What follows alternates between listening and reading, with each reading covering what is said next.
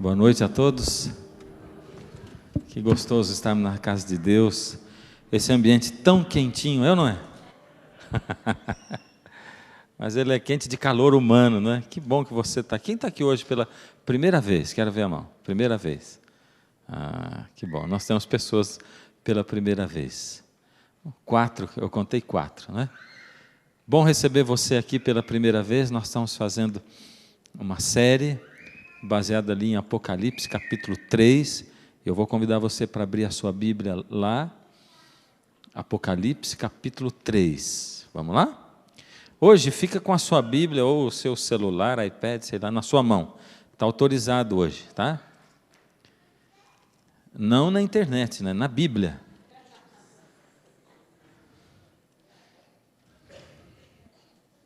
E antes da gente ler, vou convidar você mais uma vez para nós fecharmos os olhos e orarmos ao Senhor. Deus amado e Pai, muito obrigado, Senhor, porque o Senhor sempre está conosco, sempre à nossa disposição.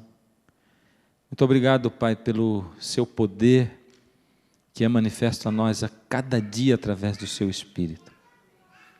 Obrigado, Senhor, porque o Senhor mexe conosco, não nos deixa acomodados. O Senhor fala conosco, nos dirige. Agora, Senhor, queremos pedir que, ao abrirmos mais uma vez a sua palavra, o Senhor, através do seu Espírito, ilumine os nossos olhos, nossos ouvidos, nossos sentidos. Toma-nos nas suas mãos, em nome de Jesus. Amém. Amém. Em Apocalipse 3, do verso 14 em diante, nós encontramos a mensagem do Senhor Jesus para a igreja de Laodiceia.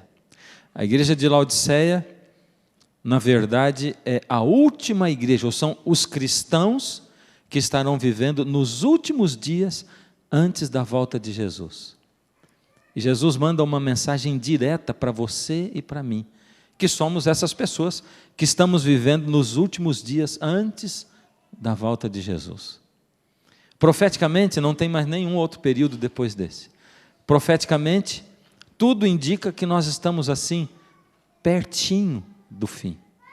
Quão perto do fim nós estamos? Em que época do mundo nós vivemos? O que você acha? Quão perto do fim? Você acha que falta menos de 20 anos para Jesus voltar? Sim ou não? Sim? Sim. Quem acha que falta mais de 5 anos? 5 anos ou mais, ou por volta de 5 anos, quero ver a mão erguida. Por volta de 10. Por volta de 15, levanta a mão. Por volta de 20 ou mais, levanta a mão. Menos de 5. Tá. Vocês que estão sentados aí não tiveram direito a uma ideia, né? Esse achar é só achar. Porque, na verdade, Jesus não disse quando ele viria, de fato. E outro dia, eu estava perguntando muito para Jesus assim, Senhor, me fala quando o Senhor vai voltar, quão próximo está. O Senhor está colocando no meu coração assim uma urgência tão grande, um senso de urgência. O Senhor está dizendo assim, fala que eu vou voltar, mas quando o Senhor vai voltar? Vai ser logo, vai ser muito perto? Me diz, por favor, ameniza a minha alma, porque eu não quero ficar como Jeremias, que ficou pregando o juízo está próximo e levou 40 anos. E aí Deus me levou para um texto ali em Atos, capítulo 1, verso 8. Incrível. Quando eu abri ali naquele texto, ali estava escrito assim, que os discípulos perguntaram para o Senhor Jesus, Senhor, será agora que o Senhor vai restaurar o reino a Israel? Ou seja, é agora que o Senhor vai dar um jeito em tudo? É agora que o Senhor vai se tornar o rei de tudo? É agora que vai instaurar o seu reino na terra? E Jesus respondeu, não vos convém saber sobre tempos ou épocas que o Pai reservou pela sua exclusiva autoridade. Em outras palavras, tudo isso que Jesus falou, ele estava dizendo para mim, não é da tua conta o quando. Não interessa. Mas recebereis poder ao descer sobre vós o Espírito Santo e sereis minhas testemunhas. Ele estava dizendo: eu vou voltar, não se preocupe. Eu estou mandando você anunciar que eu vou voltar. E estou mandando você anunciar que está próximo, será breve. Só que eu preciso que você receba o Espírito para ser. Ser. Ser é a coisa mais importante para nós hoje. E eu comecei a pensar. Eu fiquei tanto tempo trabalhando na Voz da Profecia, dos meus 27 anos de ministério, 16 lá. 8 cantando no quarteto e 8 como orador, está escrito em Voz da Profecia. E a gente sempre canta: breve virá, breve Jesus voltará. E eu pensei: puxa, nós temos que cantar isso, nós temos que anunciar. Mas Jesus não volta se eu não receber o Espírito e eu não for testemunha. Jesus está preocupado com que eu seja, com que eu viva, com que o caráter de Cristo esteja dentro de mim, fazendo com que eu seja. Jesus então colocou dentro do cenário profético, olhou para você e para mim que nasceríamos hoje, e ele disse assim: você que vive no tempo do fim. Tem uma época da Bíblia que se parece muito, muito com hoje.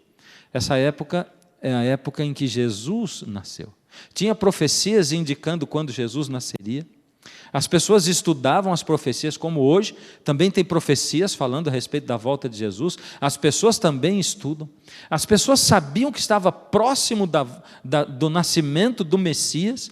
Elas sabiam que estava por ali. Começava a haver movimentos no mundo, havia falsos messias, falsos discípulos. E de repente, Jesus nasceu. A palavra de Deus conta a história de um homem que viveu naquela época. Abre comigo a sua Bíblia em Lucas, no capítulo, se eu não me engano, é o capítulo 3. Vamos lá, Lucas capítulo 3. O nome dele é Simeão. Simeão era um senhor idoso, um velhinho, muito fiel a Deus. Aqui a Bíblia diz assim: havia em Jerusalém um homem, verso 25 em diante, né? Capítulo 2, 25 em diante. Um homem chamado Simeão, homem este justo e piedoso, que se apartava, que esperava a consolação de Israel, e o Espírito Santo estava sobre ele. Revelara-lhe o Espírito Santo, segunda vez que aparece o Espírito Santo, que não passaria pela morte antes de ver o Cristo do Senhor. Verso 27.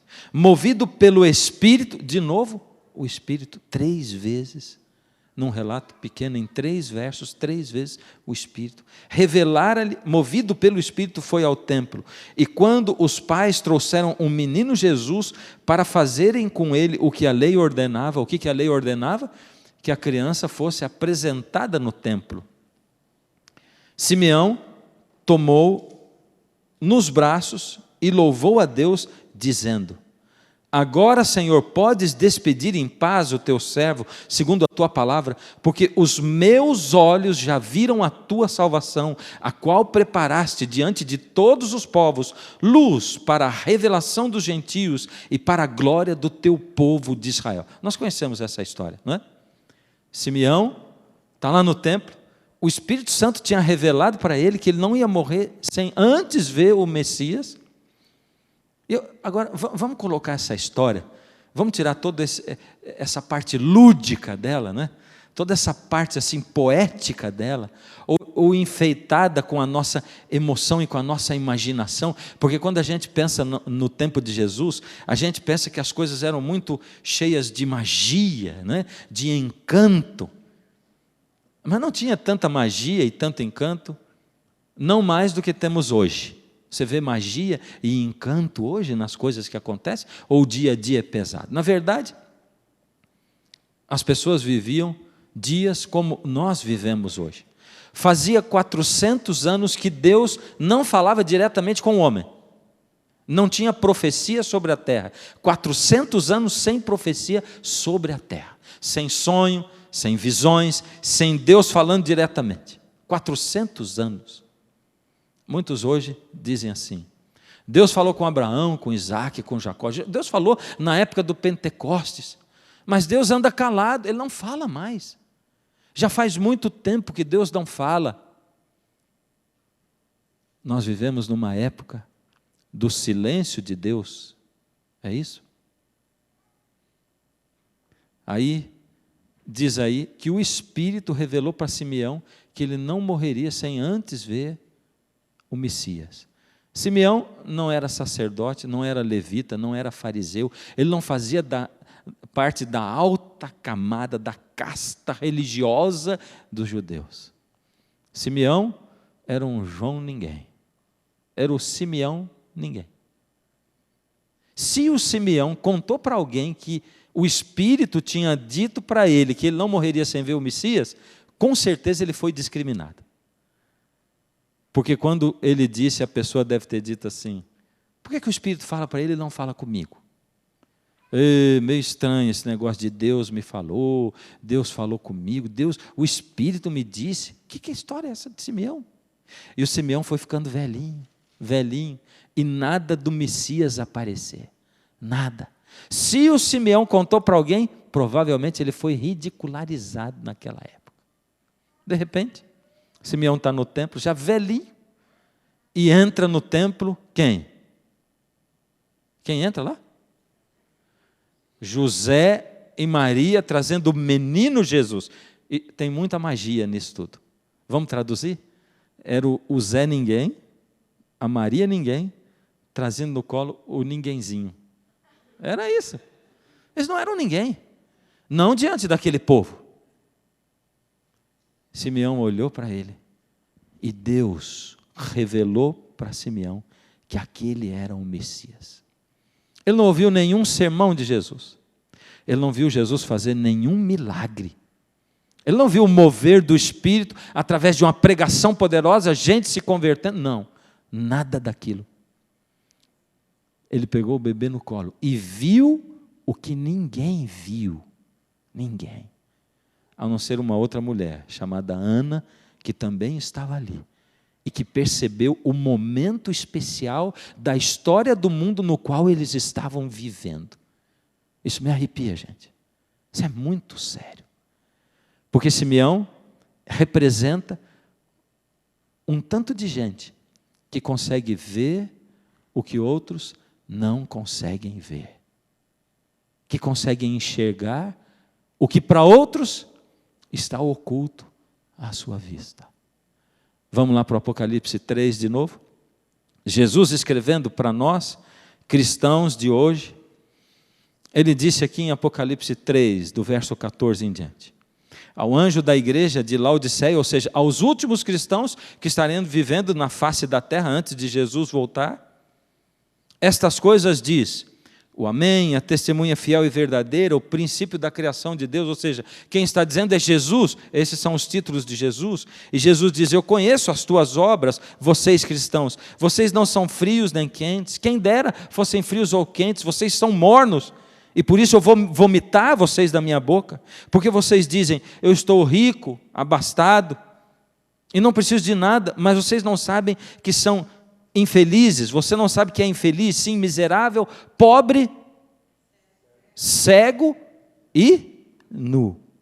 Aconselho-te que de mim compres, nós estudamos 2 noites atrás, ouro refinado pelo fogo, para te enriqueceres. Segundo, vestiduras brancas para te vestires, vimos ontem e hoje, a fim de que não seja manifesta a vergonha da tua nudez, e colírio para ungires os olhos, a fim de que vejas. A fim de que vejas.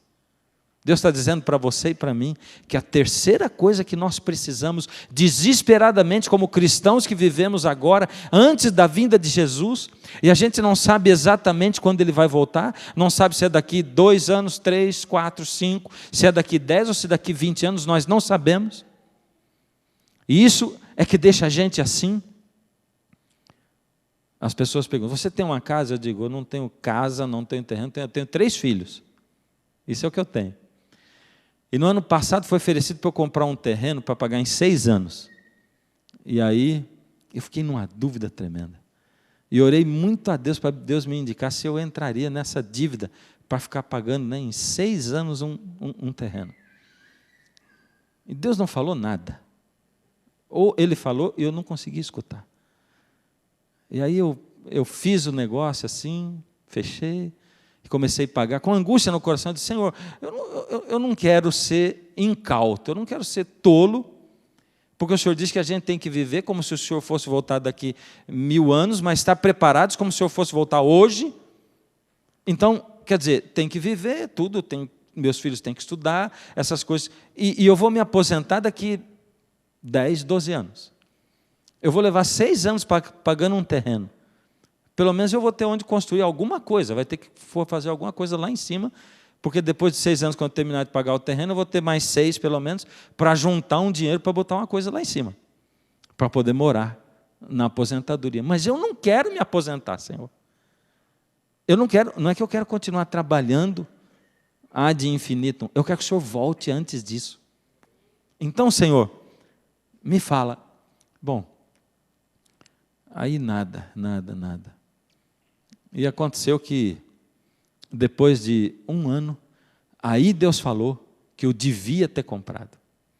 Como é que Deus falou? Deus não falou no meu ouvido. Às vezes eu digo Deus falou, né? Eu não gosto muito desse Deus falismo, sabe? Ou Deus me disse, Deus me dicismo. Sabe como é que é? Eu já falei para vocês, né? Porque Deus me disse. Quando eu digo assim, Deus me disse, eu meio que estou querendo dizer assim, se você não ouviu o que eu estou falando, a minha palavra é a palavra de Deus. Não. Deus fala comigo através das pessoas, Deus fala comigo através da Bíblia, Deus fala comigo através de crianças. Algumas pessoas que vêm se aconselhar comigo, algumas vezes eu estou sentado para uma sessão de aconselhamento, de repente a pessoa fala assim: sabe, pastor, então, naquela hora eu disse para ela assim, porque você devia, e começa a falar, e parece que ele está falando para mim. E eu fecho os olhos e digo: tá bom, Senhor, estou entendendo, estou ouvindo tudo, é para mim mesmo. O Senhor está falando, é para mim. Aquela repreensão que ela deu para outra pessoa é para mim. Porque eu estava em dúvida com relação àquilo, e Deus fala comigo. Você entende como é que é esse negócio do Deus falou, Deus disse para mim? Não quer dizer que eu tenho um dom especial e que de repente a laje da minha sala se abre e eu ouço o Cid Moreira falando: Fernando. Não é isso. Não tem isso. É assim, uma voz imperceptível. E eu vou dizer para você como é que Deus falou para mim. Uma pessoa ligou para mim do empreendimento lá onde eu comprei e diz assim: o senhor é o pastor Fernando? Sou. Aí eu quero dizer o seguinte: o senhor vai ficar 2 anos sem pagar a prestação do terreno e eu vou dar o recibo para o senhor. Mas quem está falando? Eu sou o dono do empreendimento. Ah, é? Eu não estou entendendo direito. Perguntei umas 5 vezes para ele. Falei: por quê? Não, é porque, não sei, é porque eu quero fazer isso para o senhor. Eu ficar 2 anos. Se me pagar 2 anos, não precisa pagar. Vou dar o recibo. 2 anos sem pagar. Falei: tá bom, Senhor. Deus falou ou não falou? Ele falou. Eu estava esperando uma resposta. Tá bom, então tá lá. Na verdade, eu não estou pagando um terreno em 6 anos, né? Vai ser em 4. Que coisa maravilhosa. Deus respondeu assim. Mas eu tenho essa coisa dessa urgência no meu coração, esse desejo de que Jesus volte logo. E ele dizendo assim: fala que eu venho logo. Jesus está dizendo assim: você, Fernando, você é cego. E me preocupa porque lá no finalzinho, no verso 22, ele diz assim: quem tem ouvidos, ouça o que o Espírito diz às igrejas. Aliás, ele não diz que eu sou só cego, ele diz que eu sou também o quê? Surdo. Quem tem ouvidos, quem conseguir ouvir, vai ouvir o que o Espírito diz às igrejas. Ali no texto de Simeão, está dizendo que o Espírito falou com Simeão, o Espírito o moveu, o Espírito mandou, e Simeão ouviu o Espírito, ele viu. Vamos comigo em Lucas 23. Olha que história interessante aqui em Lucas 23. Ou melhor, Lucas 24.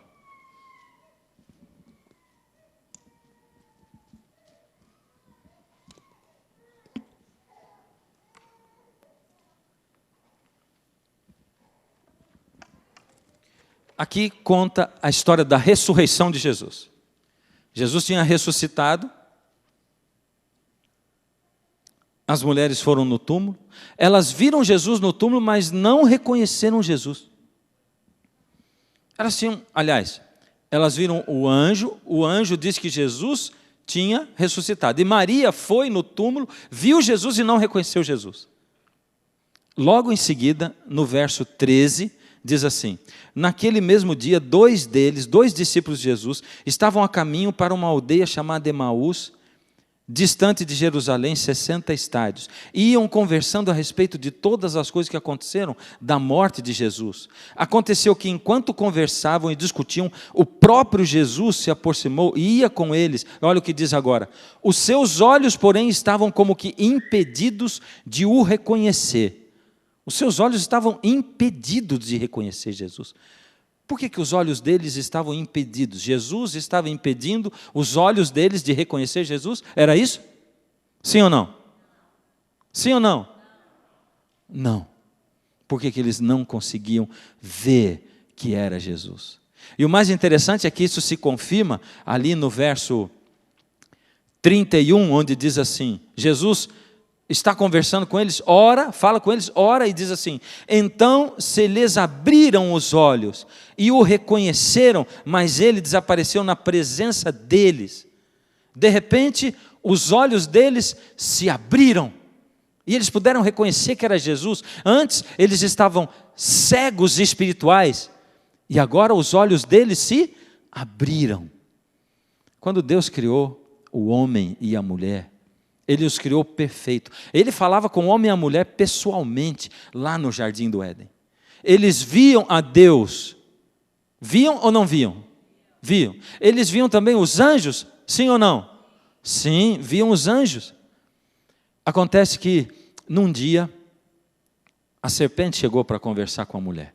E se você olhar ali em Gênesis, no capítulo 2, 3, ali vai dizer o seguinte: que a serpente chegou para a mulher e disse assim: vocês não vão comer do fruto? E ela disse: não. A serpente diz: é que Deus mandou vocês não comer de nenhuma árvore, não é verdade? Ela disse: não, Deus falou para comer de todas, só não dessa que está no centro do jardim, porque se nós comermos nós vamos morrer. E ela disse: mentira de Deus, vocês não vão morrer. Quando vocês comerem, os olhos de vocês vão se abrir e vocês vão ser conhecedores do bem e do mal.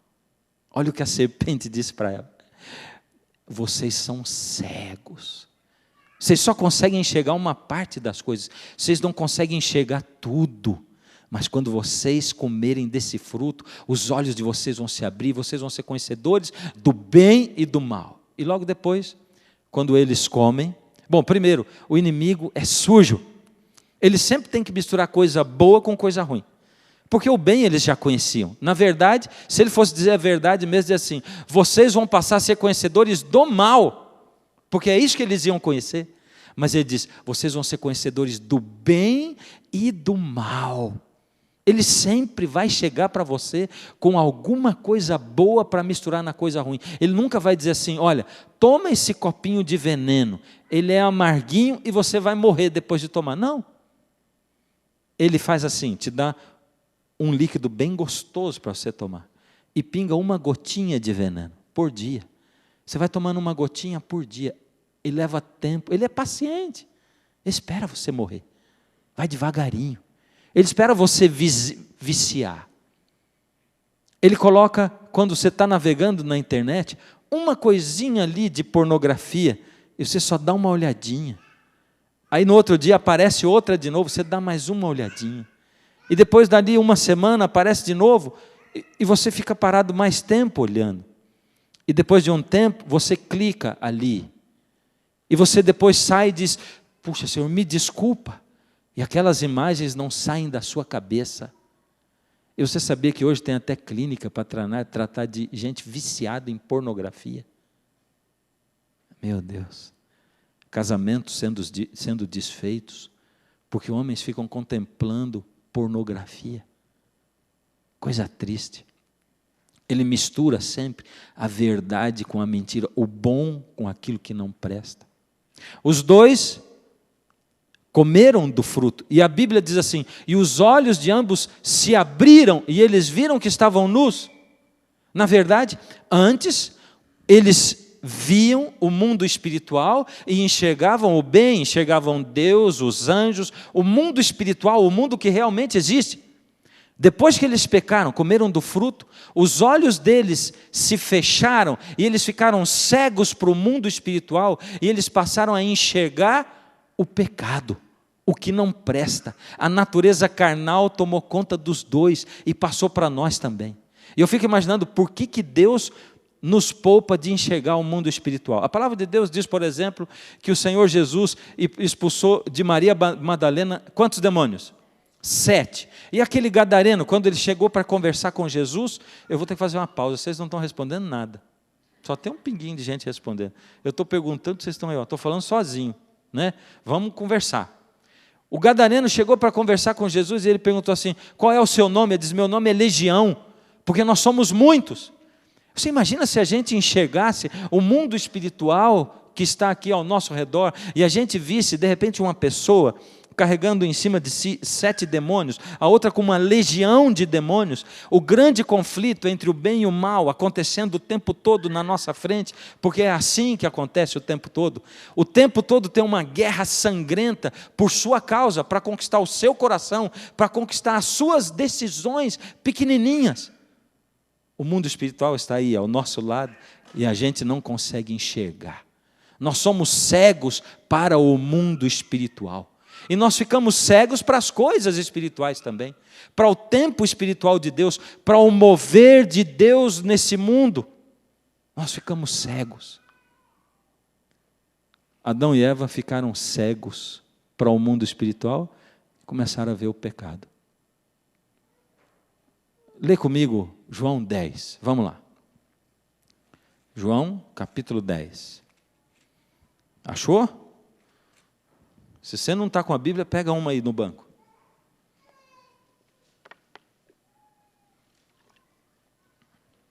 João 10. Em João 10, o Senhor Jesus faz declarações fantásticas, maravilhosas, bombásticas. João 10, capítulo 11, ele diz, eu sou o bom pastor. Quem é o bom pastor? Quem é o bom pastor? Jesus é o bom pastor, amém por isso, Ele é o bom pastor. O bom pastor dá a vida pelas ovelhas. Ele já havia dito aqui no verso 3 o seguinte, presta atenção no que nós vamos ler, porque eu vou fazer umas perguntas para vocês, tá bom? Sabatina agora, vai. Para este, ou seja, para o bom pastor, o porteiro abre a porta do aprisco, as ovelhas ouvem a sua voz, ele chama pelo nome as suas próprias ovelhas e as conduz para fora, depois de fazer sair todas as que lhe pertencem, vai adiante delas e elas o seguem, porque lhe reconhecem a voz. Quem é o bom pastor? Jesus.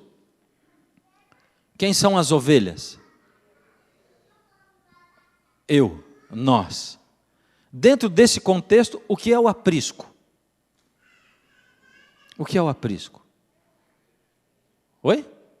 A igreja, o templo físico da igreja é o aprisco. Nós estamos aqui hoje no aprisco adventista do 7º dia. Um deles aqui de Washington. A BR 2. BR 2. Esse é o aprisco. Jesus diz assim. Aliás, deixa eu fazer outra pergunta. Diante do que nós lemos aqui, todos nós que estamos dentro desse aprisco, pertencemos ao bom pastor, somos ovelhas dele? Sim ou não? Sim ou não? Vamos ler de novo? Falei para você prestar atenção. Ó. Para o bom pastor, o porteiro abre a porta do aprisco. As ovelhas ouvem a sua voz. Quantas ovelhas ouvem a voz dele? Todas. As ovelhas ouvem a sua voz. Ele chama pelo nome as suas próprias ovelhas e as conduz para fora. Espera aí. Então quer dizer que todas ouvem a voz, mas ele chama pelo nome as que são dele. Ele chama. E o que acontece com elas? As conduz para fora. Depois de fazer sair todas as que lhe pertencem, vai adiante delas e elas o seguem, porque lhe reconhecem a voz. Uau! Aqui está dizendo o seguinte, Jesus está dizendo, olha, nesse aprisco adventista, BR2 de Washington, eu estou falando, e todo sábado, todo culto de terça, todas as ovelhas estão escutando a minha voz, mas nem todas são minhas. A diferença entre as que escutam e as que são minhas, é que as minhas, elas além de escutarem, elas reconhecem a voz, e elas respondem, elas me seguem, e elas vão atrás de mim para fora, porque o mundo está acontecendo lá fora, não está acontecendo aqui dentro da igreja, aqui dentro do aprisco. Eu as conduzo para fora, elas ouvem a minha voz. Diante disso, existem outros apriscos por aí? Sim ou não? Sim. Tem aprisco batista, aprisco presbiteriano, metodista, tem centenas de milhares de apriscos. Será que Jesus tem ovelhas nos outros apriscos também? Tem ou não? Eu não posso falar nada, é a palavra que tem que falar. Verso 16, ainda tenho outras ovelhas, não deste aprisco, a mim me convém conduzi-las, elas ouvirão a minha voz, então haverá um rebanho e um pastor. Isso é uma profecia que Jesus fez, uma profecia. Para quando será? Ele está dizendo, eu tenho outras ovelhas que não são desse aprisco.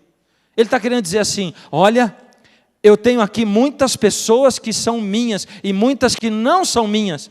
A diferença é que a grande maioria é surda espiritualmente e a outra não. A outra espiritualmente ouve, escuta. Aliás, elas escutam, mas não conseguem entender. Por que será que Jesus falou de cegueira espiritual e de surdez espiritual? Por que lá em Apocalipse ele diz, você precisa do colírio para você ver, porque você, Laodiceia, é cego espiritualmente? Quem tem ouvidos para ouvir, ouça o que o Espírito diz às igrejas. Quem é o colírio? Quem é que nos faz ver? Quem é? É o Espírito Santo. Quem tem ouvidos para ouvir, ouça o que o Espírito diz à igreja. Foi o Espírito que conduziu Simeão a ver que era Jesus. Mas por que algumas ouvem e outras não? Mateus capítulo 13. Mateus 13. Toda essa sequência de textos, o Senhor foi me dando nas madrugadas, diretamente. E de repente as coisas pareciam fazer sentido. Uma sequência fantástica de textos, de um assunto importantíssimo. Mateus capítulo 13, Jesus acaba de contar a parábola do semeador para os seus discípulos. Os discípulos não entendem nada, e nem as pessoas. Você já deparou com coisas na Bíblia que você não entende nada, é ou não é? Sabe aquele dia que você diz assim, Senhor, fala alguma coisa comigo, e de repente se abre lá em Crônicas, ele é um monte de genealogia. Puxa, mas o que o Senhor... Espreme, o que eu vou aproveitar daqui para a minha vida hoje? O que o Senhor está falando para mim hoje? Aí você depara com Apocalipse, você encontra um tanto de besta lá no Apocalipse. O que eu vou aproveitar daqui? Não estou entendendo nada. Ou será que você nunca parou para pensar assim, puxa Senhor, por que o Senhor não escreveu uma Bíblia mais simples para a gente poder entender assim, mais fácil? Por que tão complicado? Nunca pensou? Jesus contava as parábolas e as pessoas não entendiam nada. E os discípulos disseram, verso 10. Então se aproximaram os discípulos e lhe perguntaram, por que lhes falas por parábolas? Ao que respondeu, porque a vós outros é dado conhecer os mistérios do reino dos céus, mas àqueles não lhes é isso concedido. Pois ao que tem se lhe dará e terá em abundância, mas ao que não tem, até o que tem, será tirado. Nossa, parece uma arbitrariedade terrível de Jesus. Dá a impressão que Jesus está dizendo assim, sabe por que eu estou falando por parábolas? Eu sei que eles não estão entendendo, mas eu estou falando assim, porque para vocês que conhecem, eu vou fazer vocês entenderem mais, mas para eles que não conhecem, até o que eles conhecem eu vou tirar deles. Não é isso que ele está falando? Eu escolhi vocês, é isso que ele está dizendo? Dá a impressão que é. Vamos continuar lendo. Por isso lhes falo por parábolas, verso 13. Porque vendo não veem, e ouvindo não ouvem, nem entendem. Vendo não veem, ouvindo não ouvem, nem entendem, de sorte que neles se cumpre a profecia de Isaías. Opa, então tinha uma profecia de Isaías, dizendo que lá na época de Jesus, e que nos dias de hoje teria gente que ouviria, mas não entenderia, e que veria, mas não entenderia também. Cegos e surdos espirituais. Olha a profecia assim: ouvireis com os ouvidos e de nenhum modo entendereis, vereis com os olhos e de nenhum modo percebereis.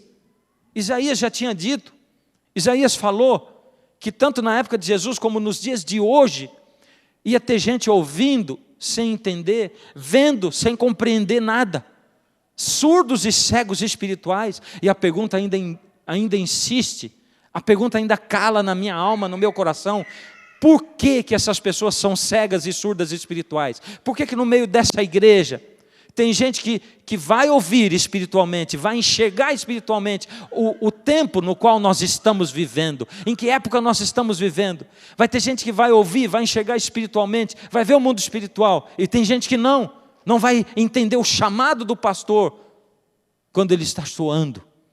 E Jesus termina explicando, e ele diz, verso 15: porque o coração desse povo está endurecido, de mau grado ouviram com os ouvidos e fecharam os olhos, para não suceder, para não correrem o risco de que vejam com os olhos, ouçam com os ouvidos e entendam com o coração e se convertam e sejam por mim curados. Jesus está dizendo, sabe por que eles são cegos e surdos? Porque eles estão ouvindo de mau grado. Eles não querem correr o risco de serem tocados por mim e de terem a vida deles transformada por mim. Eles querem continuar do mesmo jeito como eles sempre estiveram. Eles não querem sair da zona de conforto. Eles não querem mexer um nada naquilo que os incomoda. Eles não querem mexer na vida deles, nem no tempo deles, nem no tempo que eles dedicam para o trabalho, em detrimento do tempo que eles dedicam para Deus. Eles não querem mexer em nada, eles não querem mexer nos relacionamentos, eles não querem mexer na alimentação, eles não querem mexer em nada. De mau grado ouviram, e eles fecharam os olhos para não correrem o risco de serem transformados. Isso me cala no meu coração e na minha alma, quando eu olho para o povo de Deus, eu vejo gente fechando os ouvidos e fechando os olhos, de mau grado. Em que época do mundo nós estamos vivendo? Em que época? Ali em João, no capítulo 10, Jesus diz, eu tenho ovelhas que não são desse aprisco, a mim me convém conduzi-las. E elas vão ouvir a minha voz. E nós seremos um só rebanho, com um só pastor. Isso é uma profecia. Para quando é essa profecia? Essa profecia diz que o Senhor Jesus começa a chamar, e pessoas começam a ouvir a voz dele. Essa profecia diz que o Senhor Jesus começa a despertar pessoas que estão dormindo espiritualmente, que estão cegas e surdas espiritualmente, e essas pessoas começam a ouvir. Pessoas que começam a ser ensinadas pelo próprio Deus nas suas casas, e que começam a chegar prontas dentro da igreja. E você vai dar um estudo e diz, não, mas isso eu já sei, eu já estou fazendo aquilo. Há pouquinho tempo atrás, eu fui numa cidade do Tocantins, Gurupi, e quando eu acabei de pregar, um grupo de senhoras me rodeou, umas 10 senhoras, e uma delas mais falante diz assim, pastor, eu quero dizer para o senhor que aqui na nossa cidade houve uma grande comoção, quando há 1 ano atrás, meu marido e eu fechamos as portas dos nossos comércios aos sábados. E pastor, eu não sou membro da sua igreja, eu sou da igreja da pastora, e eu percebi que tinha uma pastora entre elas. Eu olhei para a pastora fez assim com a cabeça. Outra senhora do lado disse, pastor, nós também, meu marido e eu também fechamos a porta dos nossos comércios logo depois, e nós também estamos guardando o sábado. E eu não aguentei, eu disse, pastora, ela disse, pastor, eu também estou entendendo a mensagem, tenho sábado no meu coração. O Senhor começa a despertar pessoas. Hoje à tarde, nós fomos fazer uma visita com o pastor Jimmy, para um casal de americanos. Ela não é adventista, eles são de uma outra religião. E ela, na conversa, ela diz assim: eu estou muito doente. E eu fico olhando para o tempo que eu perdi da minha vida. Eu fico conversando com Deus e falando com Ele. Eu digo: Senhor, me perdoa por tantas coisas erradas que eu fiz na minha vida. E Deus está me mostrando que eu comi errado muito tempo. E que o plano de Deus não é que a gente comesse as coisas que a gente come. Eu fico dizendo: Deus, me ensina o que eu devo comer, porque eu quero comer o que o Senhor quer que eu coma, para eu ter saúde, para eu poder louvar o seu nome. E ela diz: eu fico pedindo para Deus: Senhor, me ensina como é que é ter uma vida de louvor. Eu quero ter uma vida de louvor, Senhor. Eu quero ter mãos que louvam, eu quero ter lábios que louvam. Me ensina, Senhor, como é que é ter uma vida de louvor. Meu Deus, quem que ensinou essa mulher? Quem foi que falou com ela? Se não foi o próprio Deus. Quem é que está despertando essas pessoas? Quem é que está tocando essas vidas? Essa semana, na segunda-feira, a gente está ali na casa do Eudes e da Carla, e de repente a Carla falou: pastor, tem um pai aqui, ele quer falar com o Senhor. E aí o pai chegou preocupado e diz assim: olha aqui, é que meu menino, ele está acontecendo assim, assim com ele e tal. Ele está vendo um anjinho. E aí a minha esposa disse para ele assim: filho, onde é que ele está? Está ali. O que ele está fazendo? Está rindo para a gente. Filho, quando ele aparecer, você faz assim, ó. Eu te repreendo em nome de Jesus. O menino não tem 3 anos ainda. Diz: não, ele faz assim: em nome de Jesus, amém. Ó, uma criança que não tem 3 anos. Eu perguntei como é que é a família, se eles são ligados com coisa de espiritualismo e tal. Não, não são. Na hora, não tive dúvida. Eu disse assim: olha, Deus está chamando você e a sua família. Ele já chamou de algumas maneiras, você sabe disso. Já chamou vocês muito de perto. Mas vocês ainda não vieram. Ele abriu uma porta que vai se fechar daqui a pouquinho. Vocês estão assustados com isso? A gente está. Deus não assusta ninguém. Daqui a pouco passa. Quem sabe só até eu dizer para você: Deus está chamando, quer compromisso com vocês, Ele quer proximidade. Mas Ele não vai assombrar vocês. Deus não assombra ninguém. Então, o que vocês dizem para Ele? Ele quer que vocês estudem a Bíblia para conhecer Ele. E ele desabou a chorar. Depois eu conversei com a esposa. Eu disse: eu quero que você converse com a minha esposa. E quando eu falei com a esposa, ela disse assim: um tempo atrás Deus me deu um sonho. E Ele falou que Ele ia aproximar a gente, nós, de Deus, através do meu filho. Que época nós estamos vivendo? Se essa não é a época de despertar, irmãos, eu não sei qual será. Porque eu tenho visto isso dia após dia, vez após vez. Gente despertando e começando a ter um senso de necessidade de Deus, de busca de Deus, de priorizar a Deus na sua vida. Gente despertando e buscando a Deus, se resignando.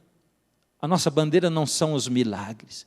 Deus não nos chama para ter poder, Ele chama para ter poder para ser, para nós sermos testemunhas, para sermos humildes, para sermos perdoadores, para sermos calmos, para amarmos o nosso próximo, para amarmos o nosso cônjuge, para amarmos os nossos filhos, para expressarmos o fruto do Espírito na nossa vida. É para isso que Ele nos chama.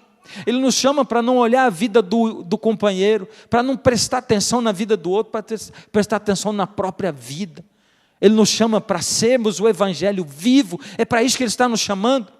Mas acima de tudo, Ele está chamando você e a mim, para nós despertarmos, acordarmos, buscarmos Deus como quem busca água, buscarmos como quem busca o oxigênio, o ar, a respiração. E Ele está despertando pessoas aqui e ali, gente que está acordando e buscando a Deus, e clamando a Deus, gente que está angustiado, querendo mais de Deus, encontrar Deus. Me diz o caminho, Senhor, me fala como é. E Ele diz: buscar-me-eis, e me achareis, quando me buscares de todo o coração. Você está buscando a Deus de todo o coração, com toda a tua alma, com todo o teu entendimento. Você quer ver como é que Deus descreve os dias de hoje? Vamos lá para Jeremias, no capítulo 31. Jeremias 31. Não deixa de olhar comigo, Jeremias 31. É terrível esse negócio de olhar a Bíblia no celular. A gente nunca sabe se as pessoas estão indo junto ou não.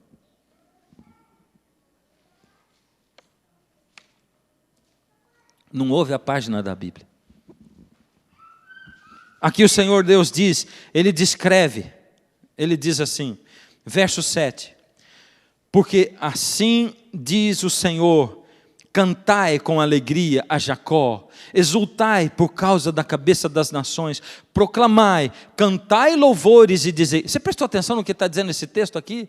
Deus está insistindo, Ele está dizendo assim, ó, cantai, exaltai, exultai, proclamai, cantai louvores. Ele está dizendo assim, agora é tempo de você cantar, de você proclamar, é tempo de abrir os pulmões, é tempo de se alegrar no Senhor, é tempo de exultar no Senhor. E Ele diz, canta, mas canta, eu vou dizer qual é a letra da música que você tem que cantar. A letra da música diz assim, e dizei, salva Senhor o teu povo, o restante de Israel.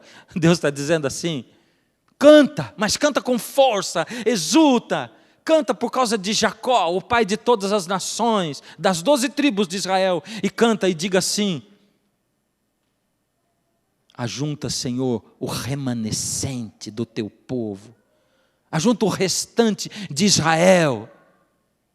Deus está despertando o povo dele, aqueles que escutam a voz de Deus, aqueles que veem o mover de Deus, são o restante, o remanescente, o povo de Deus, são as virgens prudentes, o restante. E olha o que ele diz, como eles vêm. Eis que os trarei da terra do norte, e os congregarei das extremidades da terra, e entre eles também os cegos e aleijados, as mulheres grávidas, as de parto, em grande congregação voltarão para aqui. Deus está dizendo, eu vou ajuntar esse povo de tudo quanto é lado, de tudo quanto é religião, eu vou ajuntar esse povo, as grávidas, as mulheres que estão dando à luz, eu vou ajuntar os cegos também, eles vêm de todos os lados da terra. Virão com choro, verso 9, com súplicas os levarei, guiá-los-ei aos ribeiros de águas por caminho reto que não tropeçarão, porque sou pai para Israel e Efraim é o meu primogênito. Eles virão com choro, com súplicas e com pranto. É desse jeito que eles vêm. E se você ler aqui o verso 34, capítulo 31, verso 34, nesse tempo não ensinará jamais cada um ao seu próximo, nem cada um ao seu irmão, dizendo, conhece ao Senhor, porque todos me conhecerão, desde o menor até o maior, diz o Senhor.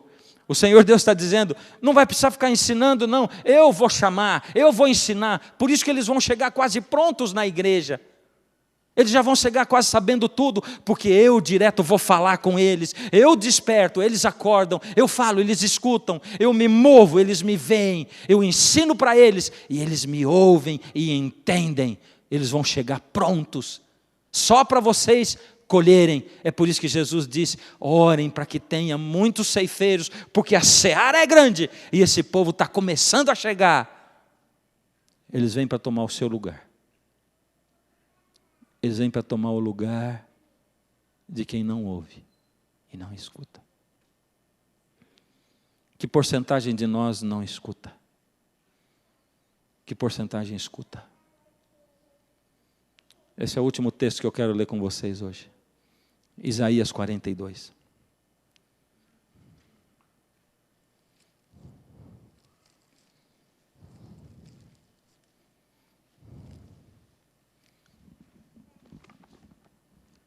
Cada vez que eu abro esse texto, eu me arrepio.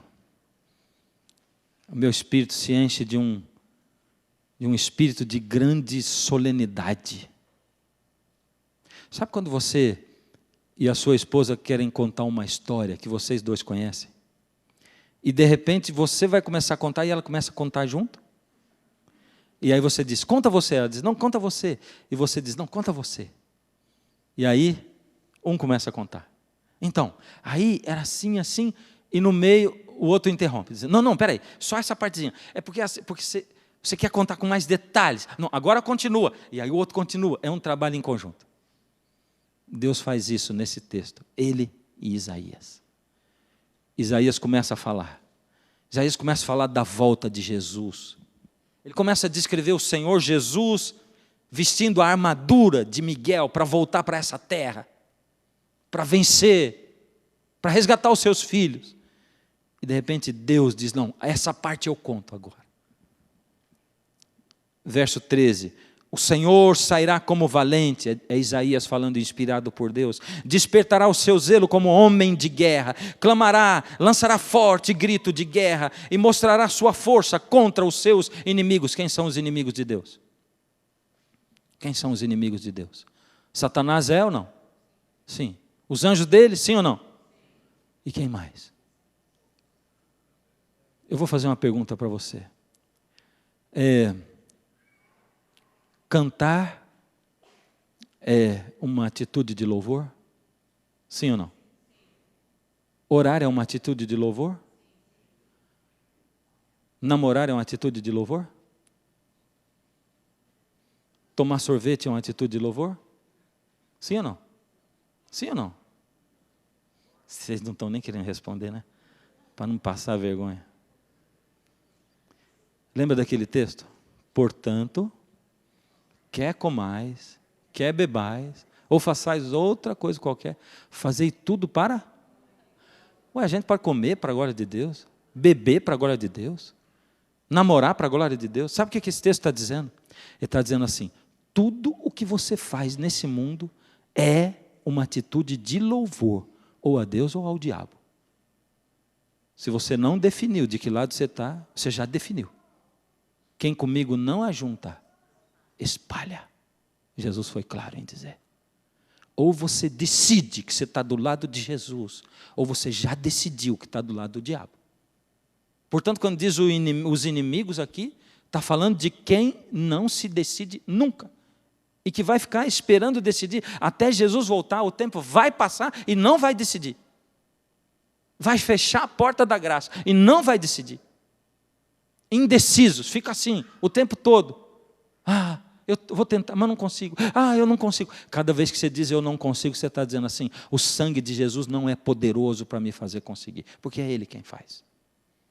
Então Deus toma a palavra de Isaías e Ele começa a dizer, verso 14, por muito tempo me calei, estive em silêncio e me contive. Uau! Deus está dizendo, eu me calei muito tempo. Fiquei em silêncio, eu não falei. Mas agora darei gritos como a mulher em trabalho de parto. E ao mesmo tempo ofegarei e estarei esbaforido. Eu vou começar a fazer estardalhaço, as pessoas vão ver, as nações vão se irar. A ira das nações. As pessoas vão cada vez começar a proclamar mais guerra, um país incitando o outro. Vai ter gente que não ama ninguém, o mundo cristão vai estar morno, o cristianismo vai estar morrendo, é isso que vai estar acontecendo, e eu vou estar agitando as coisas, e as pessoas, as minhas pessoas, despertando. Verso 16, guiarei os cegos por um caminho que não conhecem, fá-los-ei andar por veredas desconhecidas, tornarei as trevas em luz perante eles, e os caminhos escabrosos planos, estas coisas lhes farei, e jamais os desampararei. Jesus está dizendo, presta atenção, se você ainda é cego, eu estou chamando você para enxergar, eu vou tornar o seu caminho plano, eu não vou desamparar você, eu vou tentar, eu vou chamar você até o último momento, eu vou abrir a oportunidade para você até a última hora, por misericórdia, o quanto antes, abre os olhos, enxerga, ouve.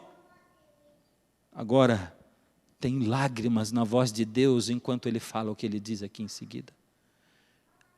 Tem um nó na garganta de Deus, enquanto Ele diz o verso 18. Surdos, ouvi, e vós, cegos, olhai para que possais ver.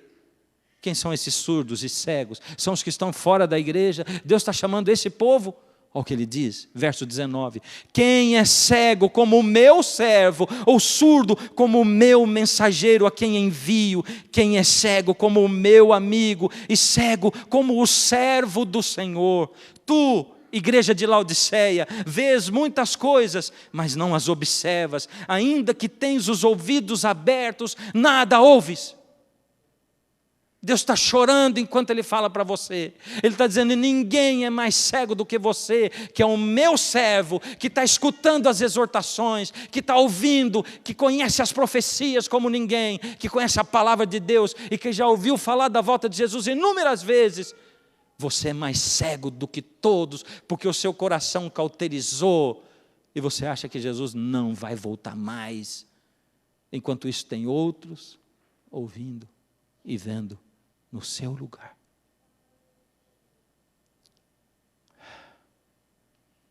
Em que tempo, em que época da história do mundo nós estamos vivendo? Em que época? O Senhor Jesus tem um chamado especial para você, para a sua vida, em particular. E Ele está chamando. Às vezes Ele chama pela palavra, chama por um sermão, chama por coisas que acontecem em casa. Ele está chamando você. Esse é o tempo, essa é a hora. Não tem outro tempo. Eu quero contar um pedacinho mais da minha vida. Um pedacinho só.